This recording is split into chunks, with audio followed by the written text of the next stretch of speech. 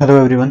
तो आज है हमारी नेक्स्ट क्लास जो होगी रिवर सिस्टम के ऊपर। हिमाचल प्रदेश में कौन कौन सी नदियां बहती हैं, उनकी कौन कौन सी ट्रिब्यूटरीज है और उनका टोटल फ्लो वगैरह, और इसके बारे में हम आज अपनी क्लास स्टार्ट करेंगे।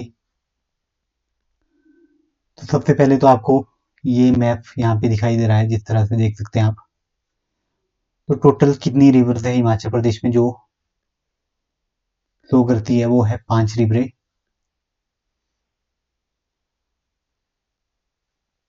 आप यहाँ पे भी देखेंगे, जो सबसे टॉप पे आपको देखने को मिलेगी ये वाली जो रिवर है केलोंग। ये केलोंग के साथ ये है चंद्रभागा रिवर।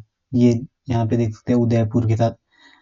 उसके बाद आपकी रावी आ जाती है। क्रोनोलॉजी अगर हम नॉर्थ से साउथ की तरफ चले तो ये रावी आ गई, सेकेंड वाली क्या आ गई, रावी आ गई। थर्ड वन क्या आ गई, ब्यास आ गई। ये मंडी के साथ, अगर मंडी को यहाँ पे करें, ये सतलुज आ गई। और जो लास्ट वन है वो है यमुना। तो आज हम इस रिवर से रिलेटेड क्लासेस होगी हमारी। तो आज जो हमारी है वो है नदियों के बारे में। नदियां तो हिमाचल प्रदेश में मुख्यतः कितनी नदियां बहती है? 5। 5 नदियों के बारे में आपको पता होगा। एक तो होगी चिनाब। चिनाब होगी। दूसरी होगी रावी। थर्ड वन कौन सी होगी? ब्यास होगी। सतलुज।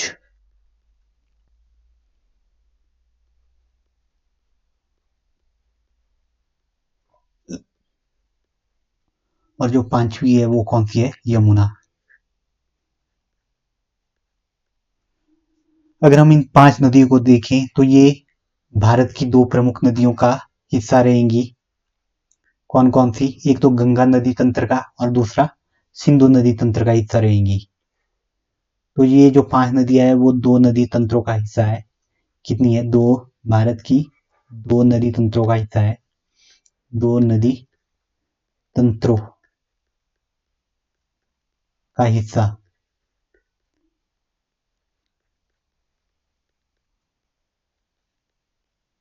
जो आपकी यहां तक देखते हैं आप, सतलुज होगी, रावी होगी, ब्यास होगी और चिनाब, ये किसका है? ये है सिंधु नदी तंत्र का हिस्सा।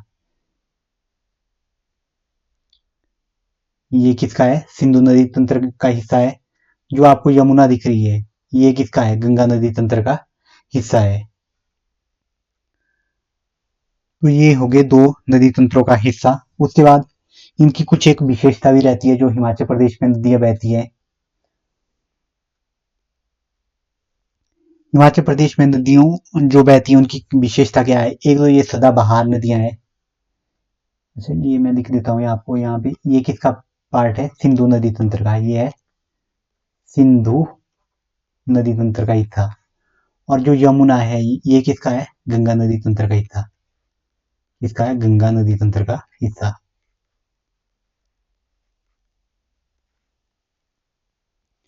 अगर हम बात करें इनकी कुछ विशेषताओं के बारे में, नदियों जो हिमाचल प्रदेश में बहती हैं उनकी कुछ विशेषता होगी। तो ये क्या है? एक तो ये सदाबहार नदियां हैं। दूसरा, सदाबहार का मतलब इसमें क्या रहता है? पूरी ईयर में पानी आपको देखने को मिलेगा।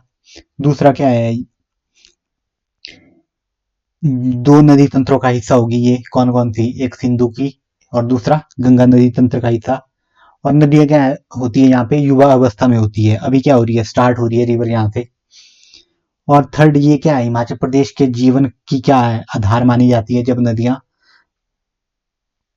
और इसमें क्या होता है? जल विद्युत की अपार संभावना है।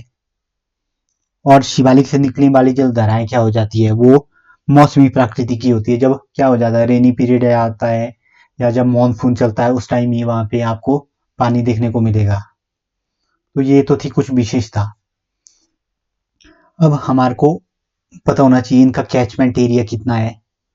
कैचमेंट एरिया, कैचमेंट एरिया नदियों का कैचमेंट एरिया के बारे में हम जानेंगे। सबसे पहले सतलुज का जो टोटल कैचमेंट एरिया है, जो टोटल सबसे ज़्यादा इसका ही कैचमेंट एरिया है, और वो है 30.69%। 30.69% सबसे ज़्यादा कैचमेंट एरिया इसका आ गया। और सबसे कम किसका है? यहीं पे हम देखें तो यमुना का है, जो कैचमेंट एरिया है यमुना का, इसका कितना है? 0.67%। तो ये थोड़ा सा फैक्ट आप इसको याद कर सकते हैं। अगर बाकी नदियों का भी याद रखना है तो आप रख सकते हैं। उसके बाद आप देख सकते हैं थर्ड नंबर पे ब्यास का देख सकते हैं 24.50। अगर ब्यास का देखा जाए 24.50%। उसके बाद चिनाब का कर सकते हैं।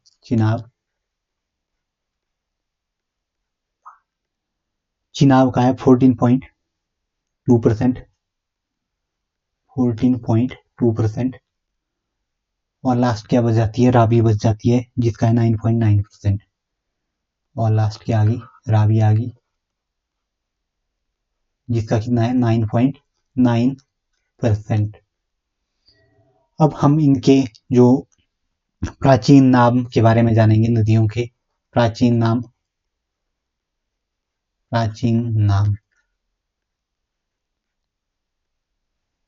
तो यहाँ पे मैं रिवर लिख दूंगा, यहाँ पे उसका वैदिक नाम, और यहाँ पे संस्कृत। यहाँ पे क्या आ जाएगा? वैदिक। और यहाँ पे क्या आ जाएगा? संस्कृत। यहाँ पे क्या होगा? नदी कौन सी है और उसका वैदिक और संस्कृत नाम। सबसे पहले अगर हम बात करें सतलुज की, तो उसका सबसे पहली रिवर कौन सी आ गई? सतलुज। इसका जो नाम है सतुद्री और शतुद्र, वैदिक नाम क्या है? सतुद्री।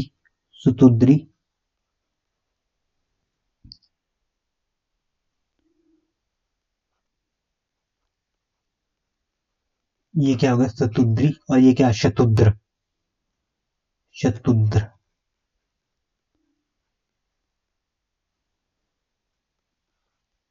व्यास का क्या हो गया? विपाशा और अर्जिक्या। सेकंड नंबर पे कौन सी आ गई? व्यास, जिसका क्या हो गया? वैदिक नाम क्या है? अर्जिक्या।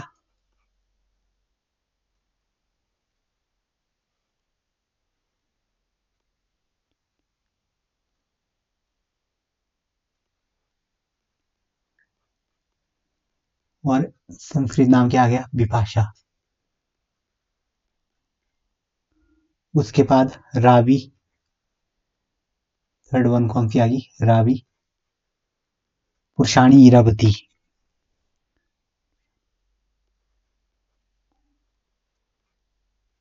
पुरुषानी और इरावती।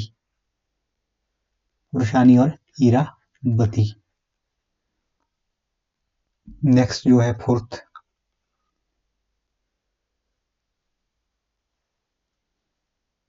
वन आपकी याद आती है चिनाब, जिसको असिकनी बोला जाता है। चिनाब, जिसका क्या आ गया? असिकनी। अश्कनी।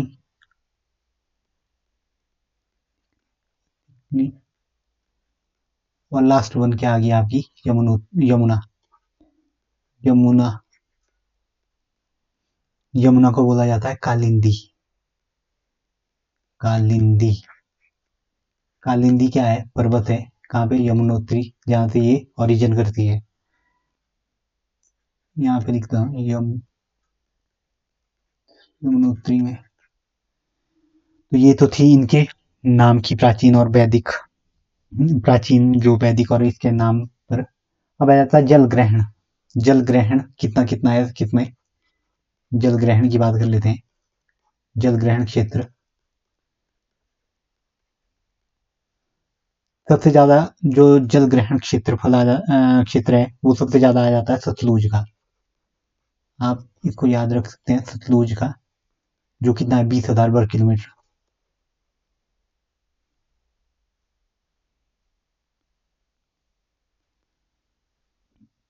वर्ग किलोमीटर।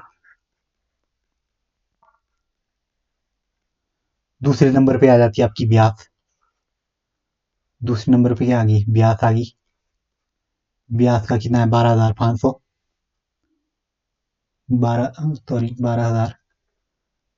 12,000 वर्ग किलोमीटर।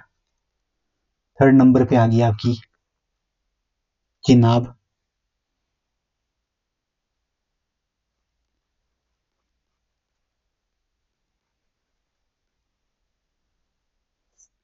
7,500। उसके बाद कौन सी आ गई, रावी। रावी का कितना है, 5,451। और सबसे लास्ट आ गई यमुना। जल ग्रहण क्षेत्रफल सबसे लास्ट कौन सी आ गई, यमुना, जिसका कितना है 2320 स्क्वायर किलोमीटर या वर्ग किलोमीटर। ये तो होगी जल ग्रहण के आधार पर सबसे बड़ी लंबी नदी कौन सी होगी, सबसे बड़ी नदी सतलुज, ब्यास, चिनाब, रावी और यमुना। अगर हम देखें सबसे ज्यादा जो जल अगर किसी में देखने को मिलेगा वो चिनाब में होगा। अब नेक्स्ट जो आता है हमारा, वो हम इनकी जो ट्रिब्यूटरीज है, सहायक नदियां जिनको बोला जाता है, तो उनके बारे में पढ़ेंगे। सहायक नदियां, सहायक नदियां। तो सबसे पहले आ जाती है सतलुज की बात कर लेते हैं। सतलुज की आपने दो ही नदियां याद रखनी है ऐसे में, एक है बसपा, बसपा, दूसरी है स्पीति।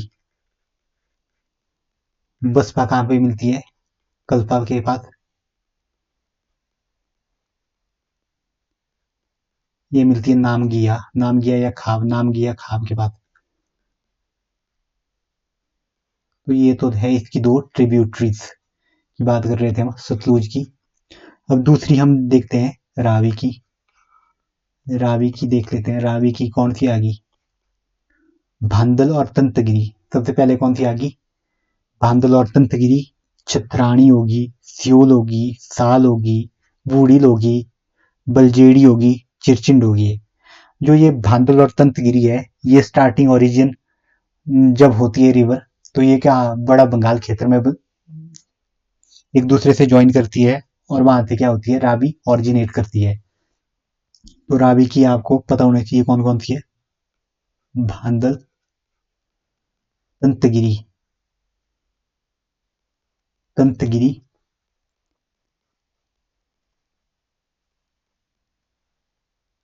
छत्राणी, सियोल, साल, बूढ़िल, बलजेड़ी, बलजेड़ी, चिरचिंड, चिरचिंड। ये क्या आ गई, रावी की आ गई। भादल और तंतगिरी क्या आ जाती है, बड़ा बंगाल क्षेत्र में जब स्टार्टिंग होती है उसकी। और उसके बाद सियोल और साल और बूढ़िल, बलजेड़ी और चिरचिंड, ये आ जाती है इसकी ट्रिब्यूटरीज। अब थर्ड वन कर लेते हैं हम। थर्ड वन अगर हम चिनाब की बात करें, यहीं पे हम कर सकते हैं चिनाब, स्पीति, इसकी दो उसी तरह से यहाँ पे चिनाब की बात कर लेते हैं। चिनाब की दो जो इंपॉर्टेंट है वो कौन सी है, चंद्रा और भागा। एक है चंद्रा, दूसरी कौन सी है, भागा। चंद्रा और भागा नदियों के संगम, टांडी, टांडी,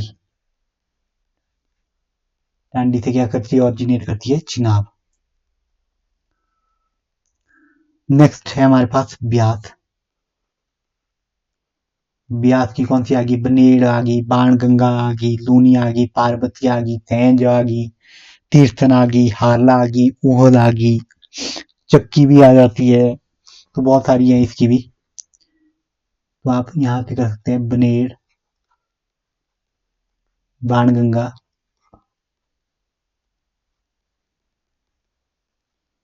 बाणगंगा होगी, सैंज होगी, पार्वती होगी, तीर्थन होगी,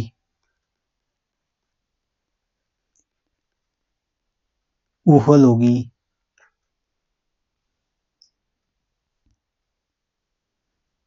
हाथला होगी,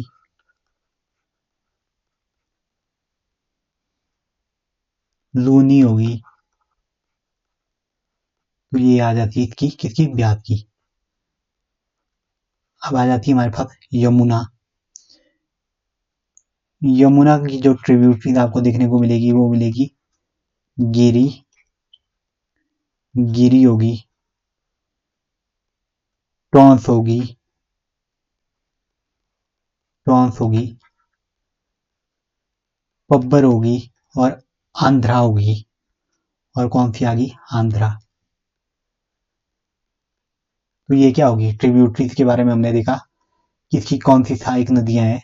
जैसे सतलुज की देखा हमने, बसपा और स्पीति। रावी की कौन सी होगी, भांदल, दंतगिरी, चतरानी, स्यूल, साल, बूढ़ी, बलजेड़ी, चिरसिंड। चिनाब की कौन सी आ गई, चंद्रा और भागा। ब्यास की कौन सी आ गई, बनेर, बाणगंगा होगी, सैंज होगी, पार्वती होगी, तीर्थन होगी, ऊहल होगी, हारला होगी, लूनी होगी। यमुना की कौन सी आ गई, गिरी होगी, टॉन्स होगी, पबर होगी, अंद्रा होगी। तो ये तो थी ट्रिब्यूटरीज के बारे में। अगर हम नदियों की बात करें कि कितनी लंबाई है हिमाचल प्रदेश में, लंबाई अगर देखा नदियों की, नदियों की लंबाई, लंबाई अगर हम देखें नदियों की लंबाई कितनी है, तो सबसे पहले सतलुज सबसे ज्यादा इसकी लंबाई है हिमाचल प्रदेश में।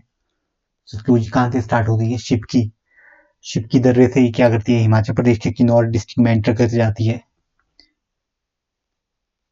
और ये टोटल जो एरिया कवर करती है, जो इसकी टोटल लेंथ है वो कितनी है, वो है 320 किलोमीटर। 320 किलोमीटर है। सेकंड नंबर पे जो आती है हमारे पास वो है ब्यास, जो कहाँ से ऑरिजिनेट करती है, भृगुतुंग, रोहतांग दर्रे के पास से। जो कहाँ से ऑरिजिनेट करती है, भृगुतुंग, ब्यास नदी की बात करें हम, भृगुतुंग रोहतांग दर्रे के पास से करती है ये ऑरिजिनेट। तो इसकी जो टोटल लेंथ है जितने में ये फ्लो करती है वो है 256 किलोमीटर। अगर हम बात करें चिनाब की, चिनाब जो टोटल लेंथ है 122 किलोमीटर है। कितनी है, 122 किलोमीटर है। उसके बाद अगर हम बात करें रावी की, रावी, रावी कहाँ से निकलती है, बड़ा बंगाल से निकलती है। और इसकी जो टोटल लेंथ है वो है 158 किलोमीटर। और लास्ट जो सबसे छोटी है यमुना, यमुना निकलती तो है यमुनोत्री, जो कहाँ पे है, उत्तराखंड में। बट हिमाचल प्रदेश में भी ये कहाँ पे एंटर कर जाती है, सिरमौर डिस्ट्रिक्ट में एंटर कर जाती है यमुना। जो इसकी लेंथ है ये कितनी फ्लो करती है, अप्रोक्सीमेट है इसका 22 किलोमीटर तक ये फ्लो करती है हिमाचल प्रदेश में। ये तो होगी इनकी लंबाई की बात। अब ये ऑरिजिनेट कहाँ से करती है, सतलुज की बात करें, सतलुज कहाँ से करती है, रक्स, रक्स झील। ये कहाँ है, मानसरोवर के पास, मान सरोवर के पास, मानसरोवर के पास है, मानसरोवर के पास है, तिब्बत से।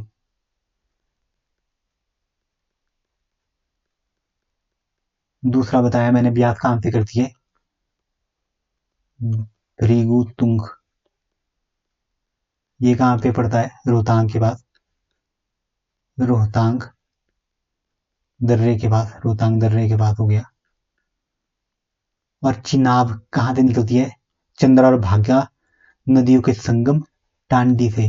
टांडी के पास क्या कर जाती है, ये दोनों क्या कर जाती है, मिल जाती है। और उसकी वजह से क्या ऑरिजिनेट करती है, चिनाब नदी करती है। रावी निकलती है बड़ा बंगाल, बड़ा बंगाल रीजन, ये कहाँ है, कांगड़ा में। और यमुना कहाँ से निकलती है, कालिंदी पर्वत, कालिंदी पर्वत, कालिंदी पर्वत यमुनोत्री से, यमुनोत्री से। ये तो होगी कुछ एक इनके ओरिजिन और टोटल लेंथ कितनी है। उसके बाद हमारे को कुछ जैसे कि शहर कौन कौन से इसके किनारे पर बसे हुए हैं, नदियों के किनारे पर बसे हुए शहरों के बारे में हम जानेंगे। नदियों के किनारे बसे शहर, किनारे बसे शहर कौन कौन से,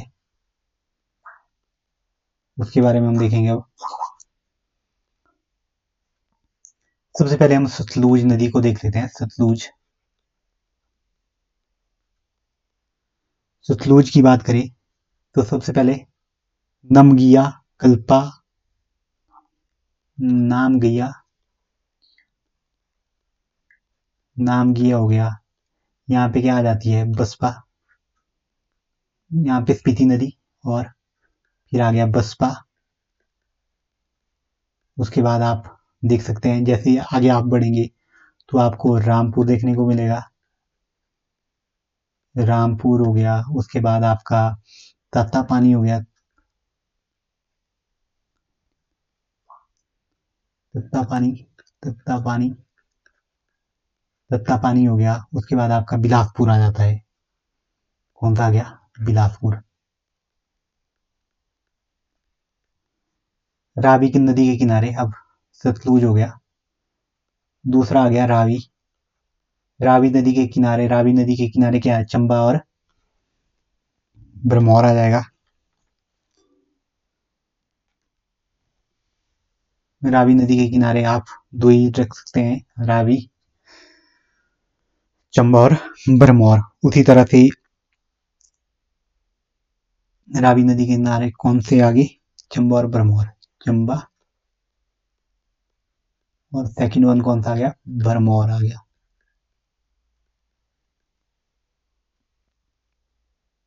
अब आ जाती है बात ब्यास की।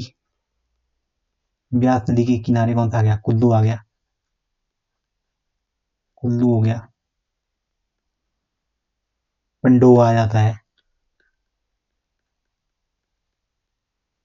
मंडी आ जाता है। उसके बाद आपका नदौन आ जाता है, नदौन हो गया। सुजानपुर हो गया, देहरा गोपीपुर हो गया, देहरा गोपीपुर हो गया।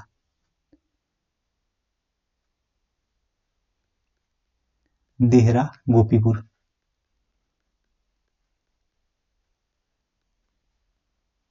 अब आपका चिनाब, अगर हम चिनाब के किनारे देखें, चिनाब के किनारे कौन सा आ गया, दांडी। और उसके बाद क्या बच गया हमारा, यमुना, यमुना के किनारे कौन सा आ जाएगा, पौंटा साहिब, पौंटा साहिब। तो ये तो होगी बात इनकी। अब हिमाचल प्रदेश में ये कहाँ से प्रवेश करती है ये नदियां,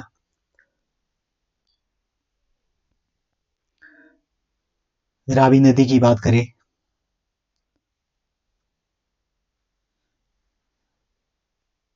प्रवेश कहाँ से करती है और कहाँ पर ये छोड़कर हिमाचल प्रदेश को जाती है, प्रवेश स्थान, और कहाँ से ये लीव करती है, उसके बारे में हम जानेंगे। सबसे पहले आ जाती है रावी।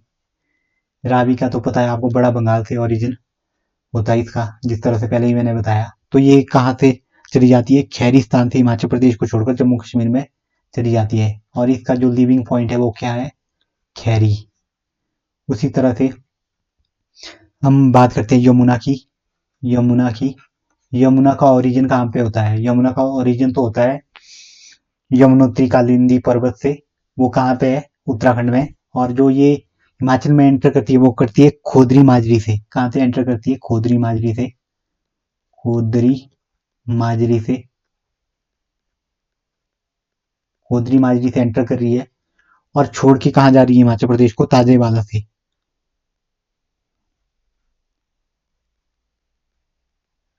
ताजेवाला से छोड़कर हिमाचल प्रदेश को कहाँ जा रही है, हरियाणा में चली जाती है।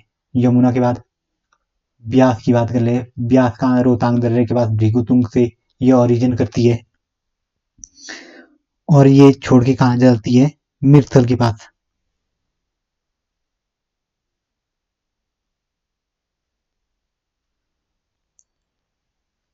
बजौरा से मंडी और संदौल से कांगड़ा में प्रवेश करती है और मिर्थल के पास से क्या चली जाती है, पंजाब में चली जाती है। मिर्थल इसका लीविंग पॉइंट होगा। उसके बाद हम बात करें सतलुज की। सतलुज क्या करती है, शिप की दर्रे से हिमाचल प्रदेश में एंटर करती है। कहां से एंटर करिए, शिप की दर्रे से क्या करी है, हिमाचल प्रदेश में एंटर करी है। और ये छोड़ती कहां पे है, हिमाचल प्रदेश को भाखड़ा गांव के पास। कहां पे, भाखड़ा गांव के पास। यमुना होगी, ब्यास होगी। अब चिनाब की बात कर लेते हैं। चिनाब का ओरिजिन तो पता है आपको, बारालाचा दर्रे के समीप से होता है, बारालाचा दर्रे के समीप और तांडी से। और ये भुजिंद से कहां करती है, चंबा में प्रवेश करती है। भुजिंद से क्या कर रही है, चंबा में प्रवेश कर रही है। और संसारी नाले से ये कहां चली जाती है, जम्मू कश्मीर में चली जाती है। संसारी नाले से हिमाचल प्रदेश को लीव कर जाती है। तो ये तो थी इनके कहां से ये हिमाचल प्रदेश को छोड़ती हैं, उसके बारे में हमने देखा। अब नेक्स्ट जो हमारी क्लास रहेगी वो इसी रिवर में हम कल करेंगे कंप्लीट इसको। हम जो ट्रिब्यूटरीज हैं वो कहाँ पे आकर इससे मिलती है उसके बारे में कल कंप्लीट करेंगे। आई होप आपने हमारे चैनल को सब्सक्राइब किया होगा। लाइक कीजिए, शेयर कीजिए और सब्सक्राइब कीजिए। Thank you.